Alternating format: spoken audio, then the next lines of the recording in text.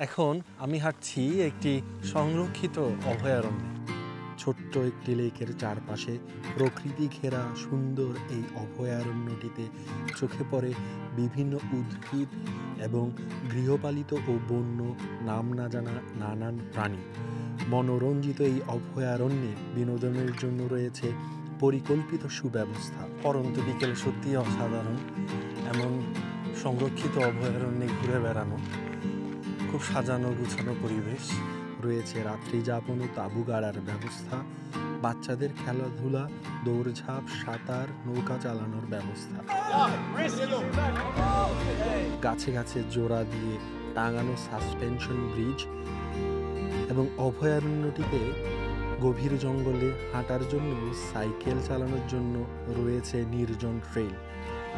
এই অভয়ারণ্যটিতে আপনি চাইলে মাছ ধরতে পারবেন ও খোলামেলা পরিবেশে রান্না করে সুস্বাদু খেতে পারবেন। এই দেশের বিশাল বিশাল ঘোড়াগুলো অনেক সুন্দর এবং প্রত্যেকটি গ্রামে তাদের নিজস্ব ঘোড়া আছে। এই ঘোড়াগুলো তাদের কৃষিকাজে তারা ব্যবহার করে এবং এগুলো চড়ে চড়ে তারা বিভিন্ন গ্রামের আঁকাবাঁকা পথগুলো ঘুরে বেড়ায়।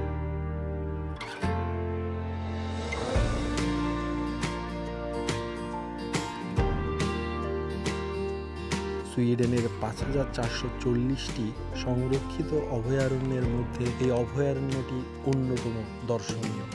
১৯৫ হেক্টর আয়তনের এই অভয়ারণ্যের মাঝে রয়েছে ১৬ হেক্টর আয়তনের ছোট্ট একটি লেক।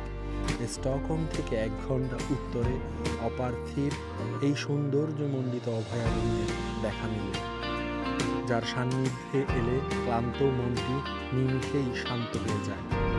এটি ফিয়ালনুরা নেচার রিজার্ভ। সর্বদা প্রকৃতির সান্নিধ্যে থাকুন। দেখা হবে খুব শীঘ্রই। সাথে থাকার জন্য ধন্যবাদ।